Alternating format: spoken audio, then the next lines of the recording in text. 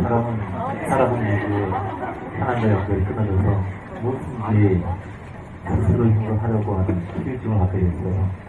그래서 자기 힘으로, 자기 지혜로, 자기 열심으로, 노력으로. 점점 귀찮아지죠. 그런데 우리는 애당초 비워진 존재라는 거, 하나님 담을 수 있는 그릇으로 창조됐다는 거, 우리는 많은 타락 이후에 잘못된 사고체제, 가치관 체계, 세상 체계에 세뇌되어서 속고 있을 뿐이고, 우리는 그냥 빈 그릇일 뿐이에요. 빈 의자에 불과해요. 나에게 주님이 앉아주시면 우리는 행복해져요. 우리는 즐겁게 되고 무엇인지 할 수 있어요. 그러나 우리가 어느 순간 기쁨이 사라지고 두려움이 찾아오고 마음이 행복해지지 않다면 어느 순간 우리는 더 이상 가슴 가득에 주님을 채우지 않고 있는 거예요.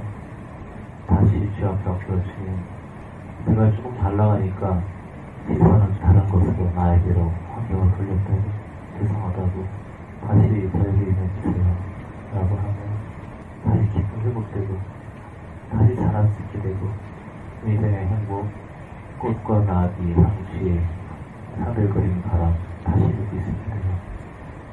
다시 와주세요, 다시 영접 이런 거를 또 교리적 신학적으로 이해하지 마시고요. 그냥 하는 말이에요. 주님은 안 떠나세요. 그러나 관계는 끊어지지 않지만 교제는 끊어질 수 있습니다. 교제를 계속 해야 돼요. 비아냥거리고 화내고 욕하고 까고 이런 것도 타락 이후의 사람들의 습관이죠.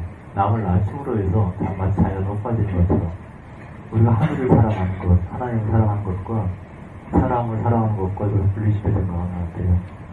영지주의적인 특성을 가진 사람들은 굉장히 신령한데 자기 자신은 굉장히 신령하다고 생각하는데 같이 보면 재미가 없어요. 너무 신령해서 농담을 잘 안 웃어요. 이해도 못해요. 우리가 하나님께 나아가기 위해서 손이 오직 기도를 통해서 나아가는 것 같아요. 기도 예배로. 그런 많은 말이죠. 근데 십자가는 한쪽이 아니고 양쪽이거든요.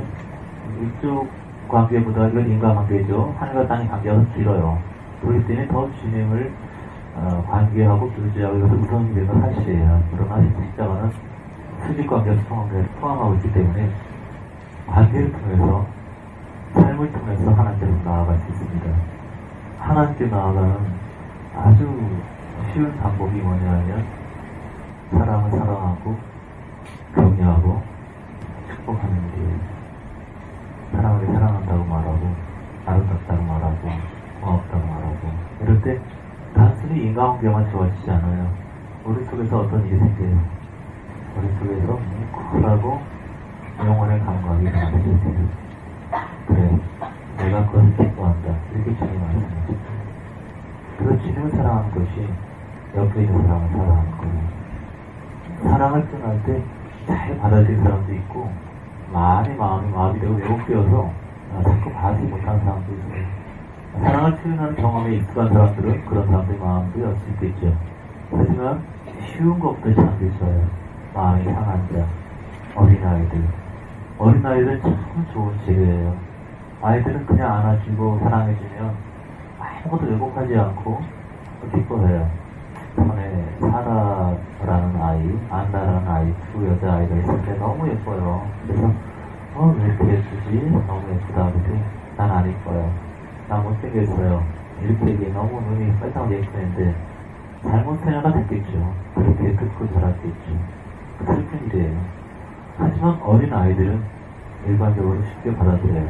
그래서 아이들이 자꾸 안아주고 사랑을 표현하고 이것을 통해서 우리 영혼이 좀 더 뛰어나고 발전할 수 있습니다. 잘 나가는 사람보다는 열등감이 떨어지는 사람들, 힘들어하는 사람들, 잘해주면 굉장히 좋아하는 사람들, 바쁘고 힘들고 잘 나가는 사람 마음 연락에 쓰지 말고 누가 나를 외로워줄까, 나 외로워, 이런 사람들 많이 있거든요. 그런 분들에게 다가가서 사랑한다고, 당신은 가치 있고 아름답고 주님이 당신은 그 기뻐하는 사람이라고 이렇게 얘기하는 것이 참 쉽고 하나님께 나아갈 수 있는 길이에요. 마음이 높은 사람에게는 사랑의 고백이 그렇게 필요하지 않아요. 기다려야 돼요. 마음이 낮아서 주역연애에 추구할 때까지. 그래서 우리가 관계를 통해서 삶을 통해서 기도할 때만 하는 게 나아가는 것이 아니고 삶을 통해서 대화를 통해서 만남을 통해서 정말 깊은 지성 속에 들어간 것 같은 그 기쁨과 행복을 누릴 수 있다는 것. 아멘. 이만 기도합시다. 주님, 우리의 관계들이 아름다우시고 우리의 관계들이 주님 안에 거하는 사랑과 격려와 후원과 축복과 아름다움이 가득한 것이 되게 해주십시오. 그런 관계들이 확장되게 해주십시오. 기원전 4세기 전의 일인데 한 젊은이가 뭘 잘못한 건 아닌데 오비를 받아서 왕의 미움을 받고 감옥에 갇혀서 사형 왕도를 받게 됐어요. 오히려 풀 길이 없어요. 감옥에 갇혀서 사형 날짜를 기다리고 있을 수밖에 없는데 왕에게 탄원을 했어요. 왕이여, 내가 죽는 것은 두렵지 않습니다. 그런 고향에 홀 어머니가 있는데 홀 어머니를 내가 더 이상 공경할 수가 없으니 가서 마지막 백인차를 하고 오게 해달라. 죽어도 좋지만 이 아들을 기다리는 어머니, 너를 갚지 못할까? 그것이 두렵다고. 그 얘기 듣고 왕이 허락을 했어요. 좋다. 너희 효정이 반복해서 내가 너에게 희망이겠다. 다만 너 대신에 묶여있을 사람이 있어야 된다. 네가 만약에 내 약속을 지키지 않으면 대신 그 사람이 죽어야 된다. 그러니까 허락은 받았지만 누가 그 재물이 되겠어요? 아무도 그런 어리석은 사람 없더라 그러는데 다몬이라는 친구가 있어요. 다몬. 아주 어릴 때부터 친하게 같이 냈던 친구인데 내가 그를 믿는다고.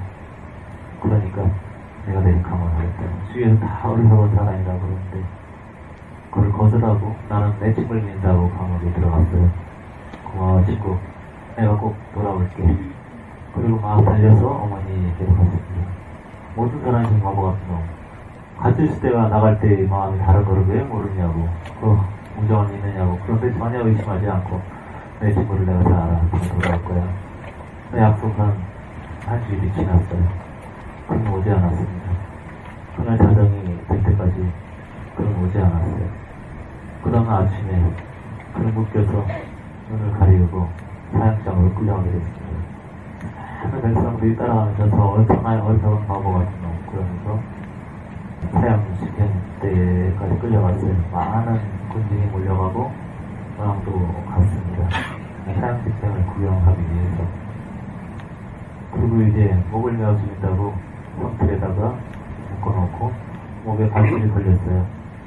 그때까지도 친구는 내 친구를 위해서 죽으면 나는 괜찮다. 친구가 무슨 사정이 있었을 거야. 그럼 또 이제 모든 의식이 끝나고 줄을 당기려고 하는데 멀리서 그날은 굉장히 비가 비록 오는 날이었는데 뒤에 흠뻑 젖은 사람이 소리 지르면서 멈춰! 멈춰라! 내가 왔어요! 내가 왔어요! 내가 왔어! 막 소리 지르면서 그냥 온몸이 흠뻑 젖은 채로 싹닥거리면서 중간에 사고가 생겨서 못 왔다고 해서 너무 많이 뛰어서 죽어가는 목사들은 이제 내가 왔으니 이 친구를 풀어주시오. 모든 백성들이 그 모습 보면서 눈물을 흘리고 왕이 크게 감동을 받아서 두 사람 다 사형직장을 취소하고 상을 지었다는 얘기가 이 얘기에 이런 표현이 있어요. 이 세상에서 이거보다 더 감동적인 게 없고 그러면서 그다음에 이거보다 더 감동적인 이야기를 한 가지 알고 있습니다. 무슨 얘기인지 아시죠? 우리가 죽어야 마땅한데 멈춰! 멈춰! 내가 여기 있다. 내가 여기 있어! 나를 대신 시장 못 박아라. 달려오신 분이 있어. 죽기 직전에 사람이 친구를 위해 목숨 버리면 이보다 더 큰 사랑이 없는데 그분이 우리를 크게 사랑하셨습니다. 그분이 우리를 크게 사랑하셨는데 어찌 모든 것을 살피시고 돌보시지 않겠어요. 자기 목숨을 내어주신 그분. 그래서 아무것도 없지 않고 없이 우리는 주님의 자녀입니다. 주님의 삶을 죽게 드립니다. 날마다 당신께서 내 삶을 취하시고 내 안에서 살아 역사하시옵소서. 나는 죽고 그리스도만 당신의 삶 속에서 운행하시려 살기 바랍니다. 이것이 우리의 꿈이고 소원이고 믿어야 합니다. 감사합니다. 주님이 우리를 사랑하십니다. 주님이 우리를 사랑하십니다. 주님이 우리 위해서 아무것도 아끼지 않으십니다. 그 어떤 것도 주님의 사랑을 끊을 수가 없습니다. 저는 많은 것을 감사하고 사랑하지만 주님의 사랑 사랑에 비교할 것이 없어. 어머니가 나를 낳으시고 뒷자리 마른 자리에 갈아놓으시고 키우시고 먹이시고 내가 아플 때 우시고 걱정하시고 아버지의 사랑도 있고 많은 돌보심과 많은 은혜들을 받았지만 그러나 주님의 사랑과 비교할 것은 없습니다. 그런 얘기를 참 많이 들었어요. 너 다 나쁜 놈이구나. 너 나쁜 애다. 너 이럴 줄 몰랐어. 너 정말 못된 애구나. 이런 얘기 많이 들었어요. 어렸을 때.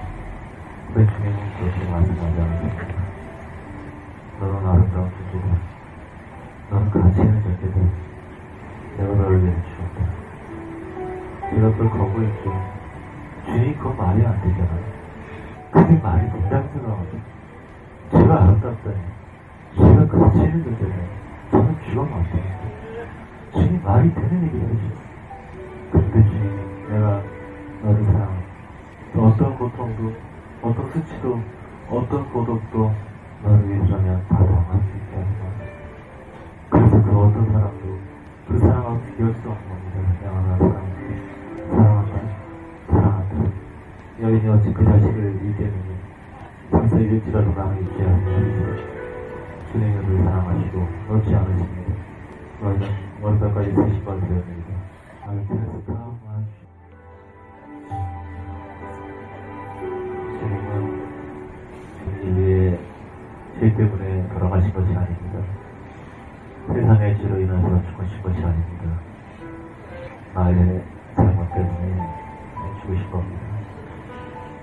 나의 교만함과 게으름과 더러움과 완악함과 치사스러움과 강박함과 거짓과 사악함 때문에 나로 인하여 죽으신 겁니다. 우리를 너무 사랑하시기 때문에 그 고통을 기뻐하셨습니다. 예수님의 가장 대표적인 인격은 온유와 겸손입니다. 나는 마음이 온유하고 겸손하니 나의 멍에를 내고 내 짐을 지고 나에게 떠오라.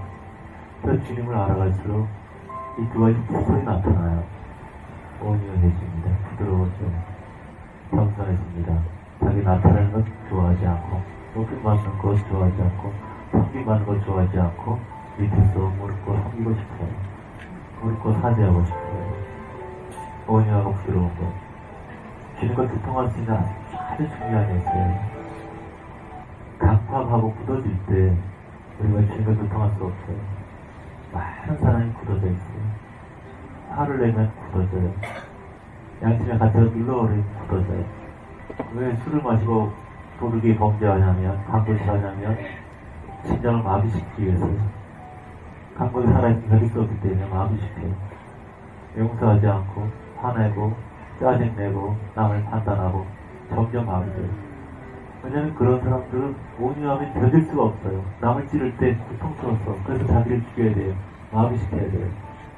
사람 누굴 자꾸 찌르잖아요. 비난하고 야단치는 사람들이 잘한 사람들은 그 옆에 있는 사람 다 마비돼요. 왜냐면 마비한 데 너무 아프니까.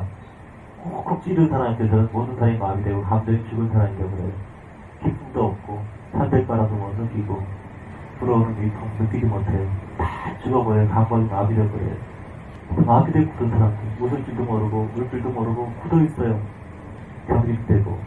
그래서 많은 것들을 놓쳐버려요. 아름다움도, 행복도, 거룩함도, 사랑스러움도, 삶의 한이도, 많은 빛나는 보화들을 다 놓쳐버린 것이 굳어짐이에요. 그래서 이스라엘에게 너희가 왜 굳어졌느냐? 너희가 왜 나를 향해서 이 말을 반짝같이 했느냐? 얼굴을 부시도같이 했느냐? 왜 나에게 얼굴을 붙이느냐? 그래요. 왜 붙일까요? 상처받기 싫어서. 가슴 열면 아프니까 마음이 닫아버려요. 굳어져 버려요. 틈을 주면 충격이 오니까 굳어져 버려요. 아픈 말을 많이 들으면 굳게 해요. 하지만 아픔이 많다고 해서 굳어진 게 합당하진 않아요. 합리화되지 않아요. 이스라엘아, 너희들 슬픔한 거 이해한다. 찢김한 거 이해한다. 그러면 그 찢김을 가지고 나에게 나와야지. 힘들고 슬프면 나에게 와서 울어야지. 왜 스스로 문을 굳게 닫았어? 왜 스스로 가슴을 굳게, 얼굴을 굳게, 감정을 다 마비시켜서 내가 들어갈 수도 없고 내가 역사할 수 없게 만들었어요. 우리 주님 앞에 마음을 열어야 돼. 마음속에 이것이 무너지게 해야 되고, 마음이 무너지고 얼음이 녹아서 물이 되고 물이 녹아서 풀들기가 되고 자유롭게 돼요. 눈물을 알고 희락을 알고 꿈을 일어나고, 그리고 마음이 그러기 시작할 때 잃어버렸던 많은 새를 되찾게 돼요. 갑자기 성광처럼 많은 것이 떠오르게 돼요. 나는 얼만큼 많이 함부로 말하고 함부로 남에게 상처를 주고 살아왔는지, 그리고 얼마나 많은 하나님의 사랑과 배려를 그냥 지나쳤는지, 얼마나 많이 하나님께 손을 내밀었는데 무엇보다 지나갔는지, 삶의 많은 순간들을 아주 섬세하고 예리하지 않을 수 없는 그런 것들을 놓쳐버리고 진흙처럼 마비이 되어서 기쁨도 없고 슬픔도 없고 고통도 없고 아픔도 없고 그냥 굳어지처럼 이것이 해결돼야 돼요. 주님, 이제 내 마음을 엽니다. 내가 주를 향해서 내 고통을 내어놓고 내 슬픔을 내어놓고 내 외로움을 내어놓고 내 절망을 내려놓고, 주님, 이제 사태에서 내 마음을 엽니다. 내 안에 오셔서 내 모두 굳어진 것들을 풀어주십시오. 어니하게 강하게 말한 것들을 얘기하십시오. 아까운 사람들에게, 어린아이들에게 온유하지 않게 싸납게 말한 것을 얘기하십시오. 사랑이 없이 냉정하고 냉철하게 말한 것을 주 앞에 죄송하다고 얘기하십시오. 내가 냉정하고 잔인하게 말할 때, 내가 거칠게 말할 때, 그럼 바로 직접 주의 심장을 찌릅니다. 주의 십자가에서 피가 찰까 쏟아집니다. 많은 분들이 온유함의 감각이 없어서 느끼지 못합니다. 감각, 느낌이란 것은 부드러운 거예요. 굳어진 것에는 느낌이 없습니다. 상처받기 싫어서 높이하죠. 그렇게 굳어지는 거예요. 아픔이 싫어서 못 들은 척하죠. 속에서 상처가 있는데 안 들은 척 안 하면 좋게요. 그것이 굳어지는 거예요. 여러모로 자꾸 강하게 느낌을 주게 해요. 그래서 주님을 느끼지 못해요. 가슴을 느끼지 못해요. 그래서 이제는 고통스럽더라도 내가 굳게 한 것이 무엇인지 찾아야 합니다. 굳어지게 되면 변화가 없어요. 아픔을 느끼지 못하니까, 아픔을 느끼게 병이 났는데 아픔을 느끼지 않아 약을 먹어요. 수면제를 먹어요. 느끼지 않냐고요. 스스로 파괴하는 거예요. 죽이는 거예요. 내가 어느 시점에서 굳어졌는가? 그걸 찾아야 돼요. 굳어지는 감각이 없어서 다른 사람을 사랑하지 못해요. 다른 사람의 마음을 느끼지 못해요. 내가 말하면서 상대방이 느끼는 두려움을 느끼지 못하고 슬픔을 느끼지 못해요. 내가 얼마나 많은 사람들을 아프게 하고 가슴을 찔렀는지 느끼지 못해요. 그게 무서운 거예요. 사람을 찌른 것은 주님을 찌르고 있기 때문에. 그래서 내 감각이 어느 시점에서 마음이 됐는지 그걸 찾아야 돼요. 그걸 허물어야 돼요. 화를 내고도 멀쩡한 사람이 있어요. 괜찮아 하면서 기억을 잊으려고 이렇게 마음이 되는 거예요. 고통을 피하지 말고 그 고통에 십자가 오늘을 적용해야 돼요. 재밌게 봐야 돼요. 고통이 느껴지면 깨어나기 시작하는 거예요. 성이 역사하시면 아프기 시작해요. 깨어나는 거예요. 우리가 마음 시켰던 아파한 것들이 깨어나기 시작해요. 깨어나기 시작하면 아파요. 아프고 눈물이 나요. 깨끗해서 찢겨요. 심장이 갈갈이 찢겨요. 말은 편할 수 없을 정도로 한번 찢기는 것 같아요. 말을 편할 수 없는 고통이 와요. 그런데 고통이 어느 지점에 이르면 꿀과 같은 시각이 와요. 기쁨의 시각, 새로운 감각이 깨어나는 것이죠. 주님의 감각, 주님의 영의 감각 깨어나는 것이죠. 그 사람의 마음을 느끼지 않게요. 멀리 있어도 마음이 깨어나기 시작하면 함부로 가르치지 않아요. 함부로 잔소리하지 않아요. 사람의 마음을 느끼니까. 감각이 없는 사람이 강요하는 거예요. 아무 감각이 없는 사람이 사람을 억지 끌고 가고 듣기 싫어서 설교하는 거죠. 느낌이 없기 때문에 듣기 싫어도 잔소리해요. 듣기 싫어도 싫어하는 건 강요해요. 감각이 마비했기 때문에. 깨어난 사람은 불타지 않아요. 깨어난 사람은 사람의 마음을 느끼기 때문에 그런 보살이 되죠. 외로워 필요할 때, 힘이 필요할 때 안아줘요. 이것이 깨어나는 사람. 우리 속에 깊은 감각 깨어나는 필요할 때 이 세상이 얼마나 아름다운 줄 알게 돼요. 내가 얼마나 빛 가운데 사랑꾼인지 알게 돼요. 나를 향한 하나님의 배려와 사랑이 얼마나 놀라운지 알거든. 그래서 내가 얼마나 사람들에게 아프게 했는지 후회하게 되고 사과하게 되고 무릎 꿇게 되고 나를 용서해달라. 내가 몰라서 그랬다고 얘기하게 되고 그러면서 감각이 뛰어나기 시작해. 그러면서 시각이 와요. 하늘의 시각. 세상이 줄 수 없는 세상 얻을 수 없는 시각이 와요. 평화. 오직 하나님만 줄 수 있는 무릎 꿇고 울면서 미안하다고 잘못했다고 죄송하다고 내가 당신한테 죽고 고통밖에 없다고 미안하다고 죄송하다고 얘기하게 되고 주변에 얼마나 행복한지 하늘의 시각. 평화. 시각. 그리고 그 기쁨은 세상 어떤 것도 빼앗아갈 수가 없어. 그게 예수님 맛이에요. 영원히 깨어나고. 영원히 깨어나지 않고 지식으로 믿고 몸으로 믿으면 그게 왔다 갔다 해서 세상과 사람과 똑같아. 변화가 없어요. 강팍함과 더러움과 악성과 내가 아무리 예수를 이끌어 고백해도 지옥의 영으로 살고 있으면 실체 영이 어떤 영으로 살고 있는가. 그 영이 깨어나야 돼요. 영이 깨어나서 천국을 이루어요.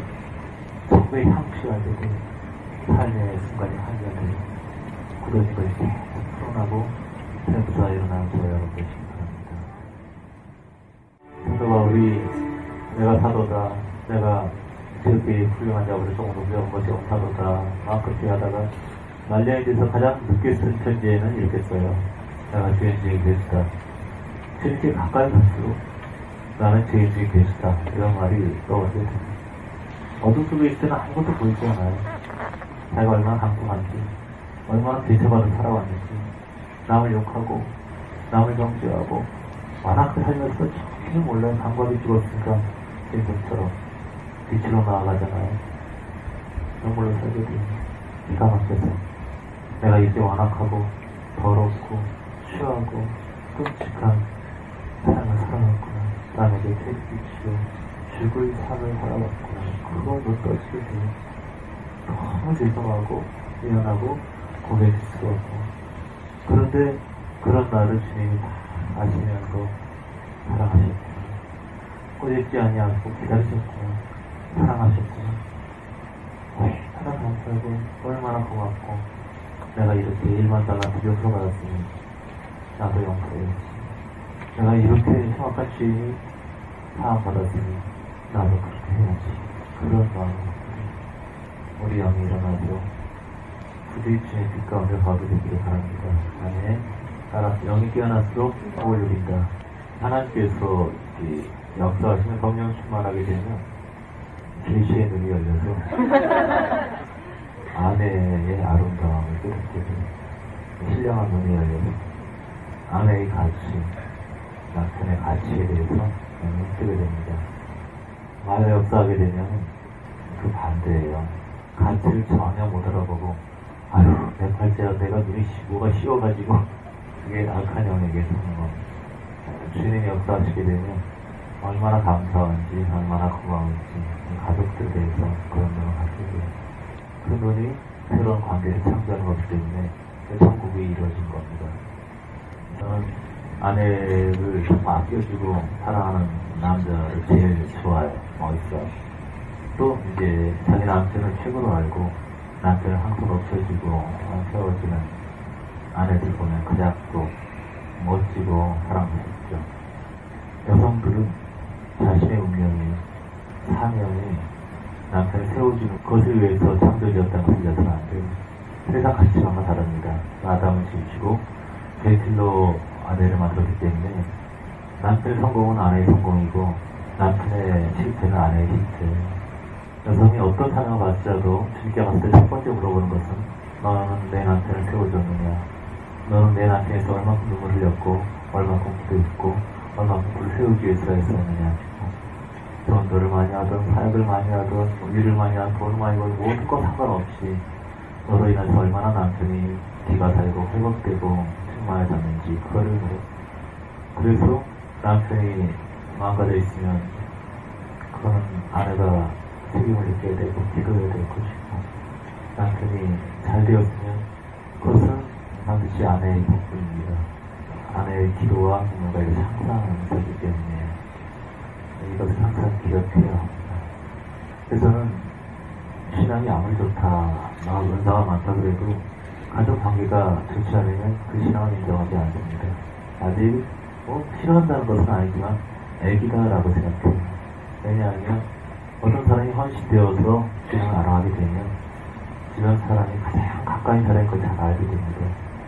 배우자가 불신자든 술에 취한 사람이든 바깥 사람이든 뭐 상관없이 그 사람을 인정하게 돼요.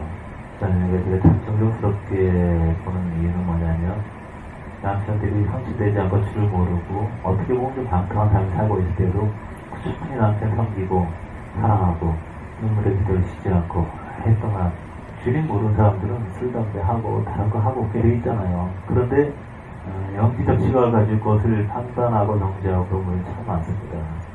그런데 아픈 사람 가지고 때리면 안 돼요. 주를 모르는 사람들 슬픔과 고뇌야 고독과 이런 것들을 치료하고 위로해줘야지 그거를 정죄하고 혼내고 치고 지금 구약의 복음과 신약의 복음은 차이를 잘 모르기 때문에 구약의 선지자들 관점으로 막 치고 패면은 그게 신앙 좋은 거라고 생각하는 분이 많이 있어요. 오해가 있는데 좋은 관계를 통해서만 영혼들은 깨어날 수 있어요. 그래서 전도하고 양육이 전에 사랑은 사랑하고 좋은 관계를 맺고 내가 보이는 모든 죄는 다 내 죄다 회개하고 공부하고 죄송합니다. 용서해 주십시오. 항상 그렇게 기도하면서 좋은 관계를 맺어야 돼요.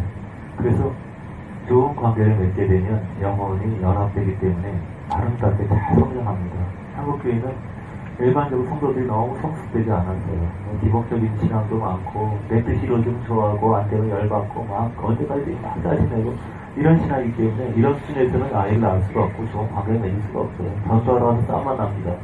별것도 아닌 것 같다 그냥 상처받고 아무것도 아닌 건데 그렇게 기분이 팍 나빠지고 너무 애기이기 때문에 이해할 수 있는 수준이 아니에요. 그래서 잘해야 돼요.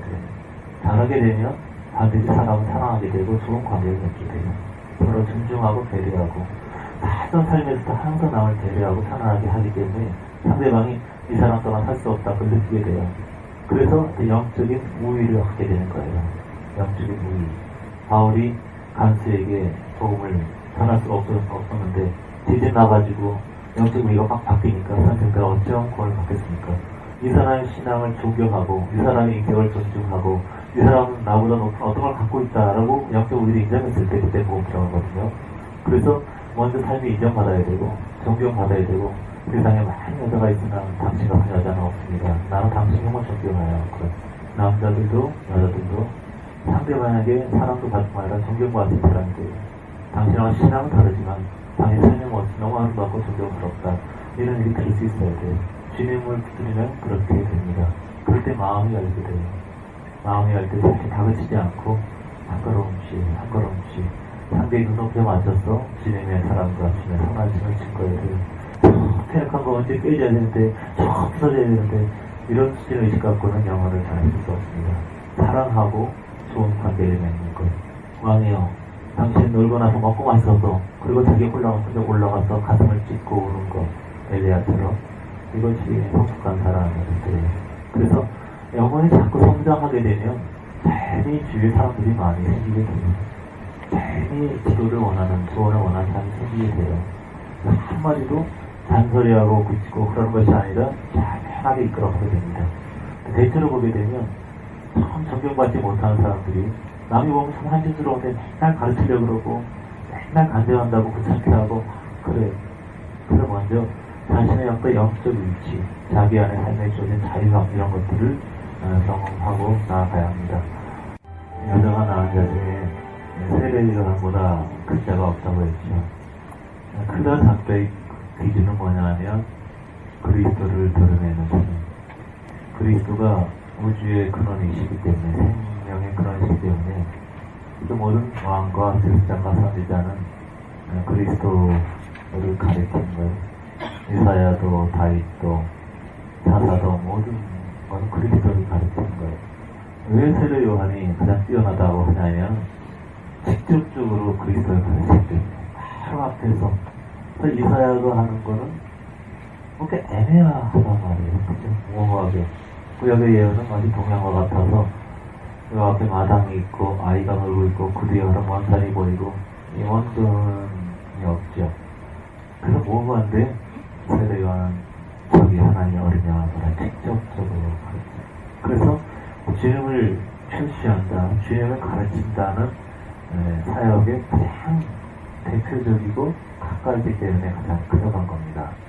그러면 베드로와 바울, 야고보 이런 사람들은 더 탁월한데 왜 그들은 신약의 사람입니다. 구약의 끝이 세로였네. 여러분 아브라함, 모세, 다윗 좋아하지 마세요. 별거리도 없어요. 그들은 그리스도의 식구가 될 수 없습니다. 하나님 모형들 뿐이에요. 신약의 주인공들은 우리예요. 우리. 그래서 신약에서는 그리스도 안에 인크라이스트, 주님이 우리 안에. 그래서 구약에서는 주님을 드러내고 가르치고 하나님께서 주님까지, 아담에서 그리스도까지, 하나님께서 아담까지 이렇게까지라면 신약은 그리스도가 내 안에 오셔서 내 안에서 흘러나와요. 그것이 신약이에요. 그래서 구약에서는 바깥에 그리스도예요. 바깥에 성령, 바깥에 기독교. 기적과 이사와 능력이 있으나 속은 여전히 시커먼. 그러니까 겉에는 아주 화려해요. 아주 멋있어요. 케이크가 있는데 케이크를 너무 맛있게 그냥 꾸며놨어요. 속에는 바퀴벌레가 우글우글 그래요. 이게 구약이에요. 사망으로 가득 찬 거. 신약은 바깥에 구약의 성령의 충만에서 끝나지 않고 내면까지 내 정복되고 살아가. 그래서 구약에는 외적인 충만함만 있고 전쟁이 끝나고 상황이 끝나면 사울도 막 예언했어요. 흥분 사라지게 되면 또 다윗 잡아 죽이려고 애쓰네. 또 성령이 마시면 또 열심히 또 회개하고 예언하고 끝나면 또 잡아 죽이겠다고. 속은 똑같아. 쓸데면 똑같아. 속은 여전히 시커먼. 한계적인 거예요. 근데 신약이 예수 그리스도 신약. 속으로 가득 살기 때문에 찌르니까 피가 나오는데 그 피에도 사랑이 가득해. 죽여도 사랑하러 가득해. 해먹을수록 우리는 그때 왜 내가 짜증내냐면 너무 힘들 때 괴롭히니까 그렇지. 그러니까 힘들 때 괴로우니까 그게 짜증이 나온 것은 속에 그리스도가 아니고 짜증이기 때문에. 그치? 그리스도가 있을 때는 사랑이 가득해. 근데 힘들 때는 자기를 마스크 쓸 수가 없잖아요. 우아하게 살 수가 없어서 본성이 나온단 말이에요. 근데 신약이란 것은 그 본성이 사랑이에요. 아플수록, 괴로울수록, 지킬수록, 힘들 때일수록 더 깊은 사랑과 역사 은혜가 나오는 더 깊은 그리스도. 그 죄에서 생생하게 넘쳐를. 이것이 신약의 비밀이에요. 그래서 신약 때는 기적과 능력과 구약 시절이 아니에요. 불이 나타난 거고 영어는 하나님이시로다. 좋은 건데 구약적인 거고. 신약에는 더 깊이 내면의 생수의 강이 넘치는 끊어지지 않는 평화, 끊어지지 않는 사랑, 그 깊은 생명의 역사가 계속 우리 안에 이루어지는 것이 신약의 중심이에요. 근데 안타깝게도 오늘날 믿는 분들 보면 다 구약으로 믿어요. 구약식으로 막 애써요. 막 노력을 해요. 이 속이 변화되면 내 속에 생제가 흐르는 건데 겉을 막 쥐어짜내고 막 애를 쓰죠. 피곤한 인생이에요.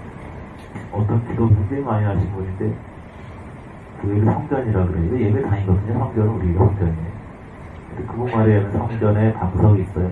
방석 예배 그냥 쌓아놔야 되는데 이 각도가 흩어지면 저주가 임한대요. 내가 초등학교 때 줄을 잘 못 맞췄어요. 앞으로 나란히 줄 맞춘 거 있잖아요. 초등학교 6학년 선생님이 줄 안 맞았다고 싸비를 딱 때리는데 제가 나와 떨어졌는데 그런 생각이 들더라고요. 줄이 약간 틀린 것이 이렇게 맞아 떨어질 그런 건지. 기능적인 거잖아요. 줄 못 맞추는 거. 그렇게 비난받을 일이 아니라는 것이죠. 또 틀릴 수도 있는 것이 이제 인격적이라는 것은 그 마음의 중심 동기를 보는 거예요. 동기가 다르다면 실수에도 뭐라고 하지 않아요. 서로 신뢰하고 사랑하니까. 그래서 신약의 신앙은 관계적인 신앙이에요. 관계적인 인격적인 신앙. 따라합시다. 신앙은 방법론이 아니라 어떤 그 방법을 가지고 신앙 적용하시는 분들이 있어요. 그래서 바라보는 법칙이다. 바라봐. 이렇게. 마인드 컨트롤 보게 되면 눈을 감고 영상을 그리거든요. 마법들인데 기독교인이 굉장히 보편적으로 하고 있기 때문에 어느 목사님 그러더라고요. 주님께서 아브라함에서 너는 동서남북을 바라보라. 그래서 바로만 꽂히죠. 이게 성경 막 갔다 오신 날이 무서워요. 주를 모르면서. 근데 이런 식으로 기능적인 것을 하는 사람들은 주를 믿는 게 아니에요. 하나의 기법을 믿는 거죠. 기법. 하나 무기를 사용하는 거예요. 거기는 내가 하나님이에요. 이걸 도구를 사용하고 있죠. 그치?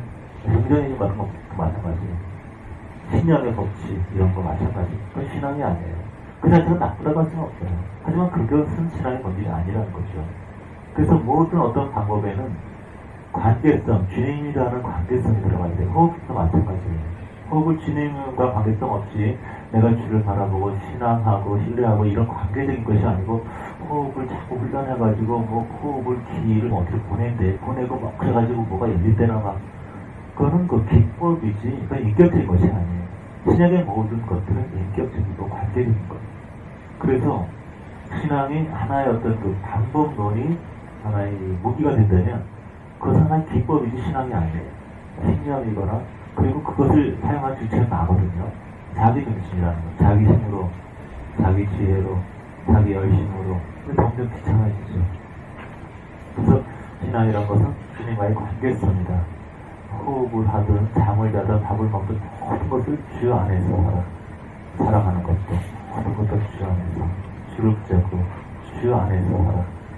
그러면 모든 것들이 다 방법이 되고 은혜의 통로가 될 수 있어요. 그러나 주님과 상관없이 하나의 그 기능과 능력으로 사용한다면 그건 마법사와 다른 차이가 없는 거예요. 그래서 우리가 많은 신앙의 방법론이 있지만 중심은 하나님과 나의 관계성이다. 주를 기쁘시게 하고 주를 사랑하고 예배하고 하는. 그래서 신앙이란 것은 주님과의 관계성이다.